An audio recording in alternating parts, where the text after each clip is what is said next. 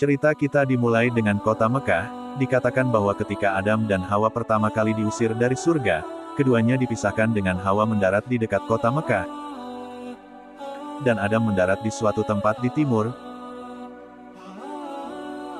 Jauh setelah bertahun-tahun mencari satu Adam lain, akhirnya berhasil turun melalui Jazirah Arab ke Mekah, dan berada di puncak Gunung Arafah, tepat di luar kota Mekah, di mana keduanya akhirnya bersatu kembali.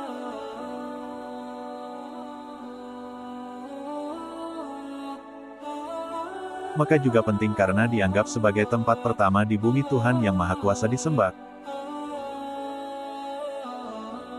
Dan di tempat itulah Ibrahim dan putranya Ismail membangun rumah pemujaan pertama untuk Tuhan.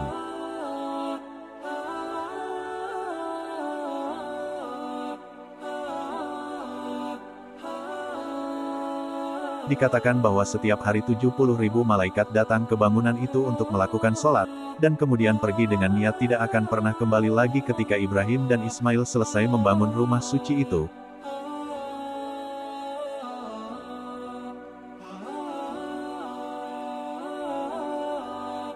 Masih ada satu batu bata yang tersisa untuk diletakkan di tempatnya, dan Ibrahim mengirim putranya Ismail pergi untuk menemukan batu unik yang bisa dia letakkan di sana. Tetapi Tuhan Yang Maha Kuasa telah menentukan bahwa batu terakhir yang akan diletakkan bukanlah dari bahan dunia ini melainkan batu langsung dari jantung surga. Malaikat Jibril kemudian membawa batu itu ke Ibrahim yang melanjutkan untuk meletakkannya di tempat yang tepat.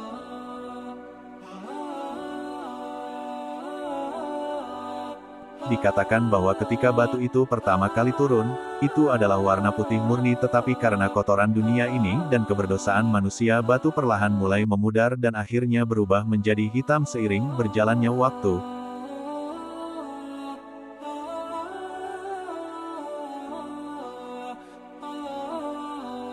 Kota mulai berkembang dengan orang-orang Mekah tetap pada monoteisme murni, menyembah satu Tuhan saja.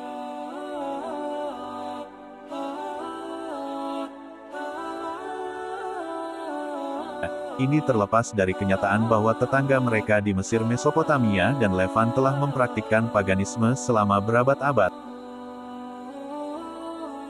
Tetapi ini semua berubah ketika seorang pedagang bernama Hamerto, bahkan tahu dia telah memutuskan untuk melakukan bisnisnya di luar Mekah. Kemudian melanjutkan ke perjalanan ke utara sampai dia mencapai tanah Levan. Mereka adalah saksi kayu kecil untuk pertama kalinya hal-hal seperti arsitektur modern, sastra maju, dan tentu saja praktik. Paganisme Amuda sangat terkesan dengan semua yang dia lihat. Sebelum pergi dia ditanya, apakah dia dapat membawa pulang salah satu berhala bersamanya. Orang-orang setuju dan model kami mengambil berhala tersebut dan meletakkannya bersama dengan barang dan barang dagangan lainnya di kafilahnya.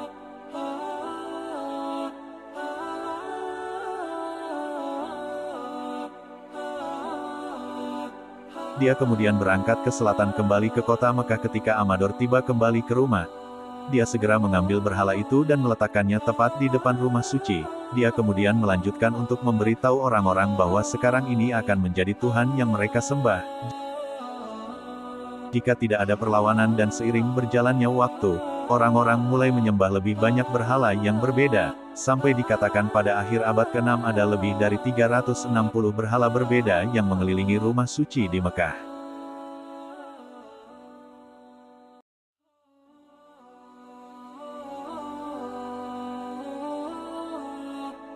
Seiring berlalunya waktu dan paganisme menjadi lebih menonjol di seluruh dunia, orang-orang yang masih mempraktekkan monoteisme tahu bahwa kedatangan seorang nabi baru sudah dekat. Sehingga baik melalui penalaran deduktif atau melalui penafsiran teks-teks suci, mereka banyak yang menyimpulkan bahwa Jazirah Arab adalah tempat yang paling memungkinkan Tuhan akan mengirim nabi barunya untuk di saat Kekaisaran Romawi dan Kekaisaran Persia memiliki pemerintahan yang sangat represif dan memusuhi segala jenis pemberontakan baik itu secara ideologis atau politik. Sementara semenanjung Arab, di sisi lain meskipun juga sangat terperosok dalam paganisme, adalah tanah yang diperintah oleh hukum kesukuan dan tidak pernah ada pemerintah pusat yang nyata. Seiring berjalannya waktu, tampaknya semakin banyak orang mulai bergerak ke Jazirah Arab untuk menunggu kedatangan nabi berikutnya.